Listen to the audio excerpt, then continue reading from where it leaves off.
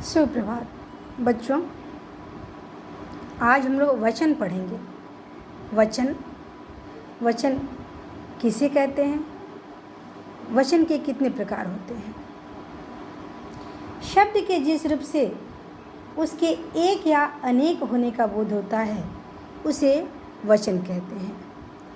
मतलब संख्या एक होगी या एक से अधिक होगी इसका पता चलता है। हिंदी भाषा में वचन दो प्रकार के होते हैं। संस्कृत में वचन तीन प्रकार के होते हैं, एक वचन, द्विवचन और बहुवचन। परंतु हम लोग ये बात याद रखेंगे कि हिंदी में वचन दो प्रकार के होते हैं, एक वचन और बहुवचन। एक वचन शब्द के जिस रूप से एक ही प्राणी अथवा वस्तु का बोध होता है वह एक वचन कहलाता है। जैसे पुस्तक, लड़की, चिड़िया, बस आदि। पुस्तक, एक ही पुस्तक का बोध हो रहा है हमें संख्या में, इसमें एक संख्या का बोध हो रहा है। लड़की, एक ही लड़की का बोध हो रहा है। चिड़िया, एक ही चिड़िया का बोध हो रहा है। तो ये हमारा एक वचन होगा। बहुवचन शब्द के जिस रूप से एक से अधिक प्राणियों अथवा वस्तुओं का बोध होता है वह बहुवचन कहलाता है। जैसे कुर्सियाँ, मालाएं, पक्षीवृंद, पुस्तकें आदि। कुर्सियाँ, एक कुर्सी से ज़्यादा का बोध हो रहा है ना, तो कुर्सियाँ संख्या एक से अधिक है। कुर्सियाँ, मालाएं, माला एक है और मालाएं यानी एक से अधिक संख्या का बोध हो रहा है, मालाएं। तो इस तरह से बहुवचन में एक से अधिक संख्या का बोध होता है और एक वचन में हमें एक संख्या का बोध होता है। अब हम जानेंगे कि वचन की पहचान हम किस प्रकार करेंगे। वचन की पहचान मुख्यतः हम दो प्रकार से करते हैं। एक तो संज्ञा और सर्वनाम के शब्दों के द्वारा और दूसरा क्रिया के रूप के द्वारा। संज्ञा और सर्वनाम के द्वारा जब संज्ञा और सर्वनाम शब्द एक अथवा अनेक का बोध कराते हैं तब हम संज्ञा और सर्वनाम के द्वारा वचन को पहचानते हैं। जैसे शिक्षक ने पाठ पढ़ाया, शिक्षक संज्ञा है, शिक्षक ने पाठ पढ़ाया एक वचन। और वे वैष्णो देवी जा रहे हैं यानी कि वे यानी कि ज़्यादा लोग हैं तो बहुवचन। तो इस तरह से श्रेष्ठ खेल रहा है एक वचन और हम कल खूब खेले बहुवचन। अब जानेंगे कि क्रिया के रूप के द्वारा किस प्रकार हम वचन को पहचानेंगे। जब कुछ संज्ञा शब्दों का रूप एक वचन तथा बहुवचन दोनों में एक सा रहता है तब उनका वचन जानने के लिए हम उन वाक्यों की क्रियाओं को देखते हैं और उनके आधार पर हम वचन को पहचानते हैं।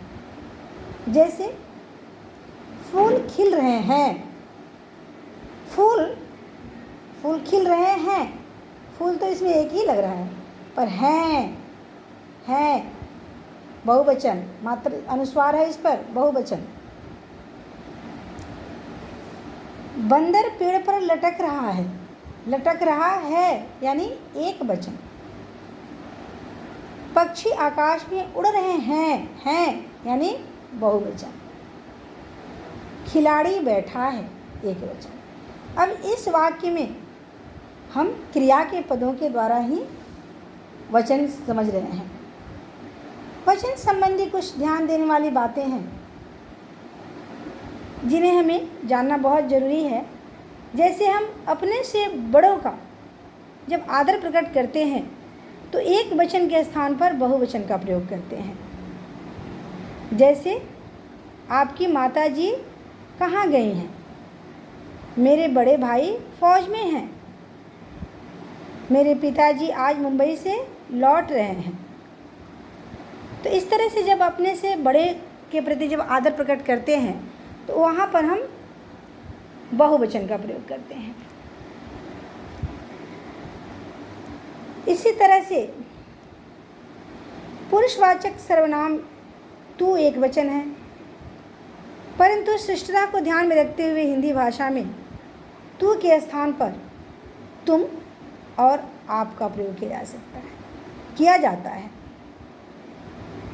जैसे रोहन, तुम अभी तक नहीं गए, तुम्हें अपना काम स्वयं कर लेना चाहिए। कई बार क्षेत्रीयता के चलते भी एक वचन के स्थान पर बहुवचन का प्रयोग किया जाता है। जैसे लखनऊ, बिहार में रहने वाले लोग अधिकांशतः मैं के स्थान पर हम का प्रयोग करते हैं। जैसे हमें अभी घर पहुंचना है, हमने आपको पहले ही सूचित कर दिया था, तो यहाँ पर मैं की जगह पर हम का प्रयोग करते हैं कुछ क्षेत्रीय लोग। क्षेत्रीय मतलब बिहार के लोग तो ज़्यादातर हम ही बोलते हैं। बड़प्पन प्रकट करने के लिए भी एक वचन के स्थान पर बहुवचन का प्रयोग किया जाता है। जैसे पिताजी ने बेटे से कहा, आज हम तुम्हें विद्यालय छोड़ने जाएंगे, अकेले हैं पर जाएंगे। राजा ने प्रजा से कहा, हम आपके सेवक हैं, हम आपके सेवक हैं। राजा तो एक ही है, पर यहाँ उन्होंने हैं, यानी यहाँ पर बड़प्पन प्रकट करने के लिए एक वचन को बहुवचन के स्थान पर प्रयोग किया गया है। एक वचन के स्थान पर बहुवचन का प्रयोग किया गया है। कुछ संज्ञा शब्द सदैव बहुवचन में ही रहते हैं। जैसे बाल, दर्शन, आंसू, प्राण, होश, हस्ताक्षर, समाचार, दाम और लोग। ये बहुत ध्यान देने वाली बात है और याद कर लेना बच्चों तुम लोग कि कुछ संज्ञा शब्द सदैव बहुवचन में रहते हैं। जैसे बाल, दर्शन, आंसू, प्राण, होश, हस्ताक्षर, समाचार, दाम और लोग आदि। तो कुछ संज्ञा शब्द सदैव बहुवचन में रहते हैं।